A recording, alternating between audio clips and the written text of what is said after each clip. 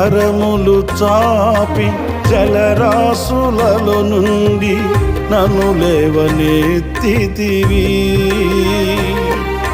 క్షేమమును దయచేసి నన్ను వెంబడించి అనుదినము కాచితివి. అక్షయుడా ప్రేమను చూపి ఆదరించినావు. నిర్మలుడా బాహువు చాపి దీవించువాడవు. అక్షయుడా ప్రేమను చూపి ఆదరించినావు. నిర్మలుడా బాహువు చాపి దీవించువాడవు. మహామహిమతో నిండిన కృపా సత్య సంపూర్ణుడా, ఇశ్రాయేలు స్తోత్రములపై ఆసీనుడా యేసయ్యా.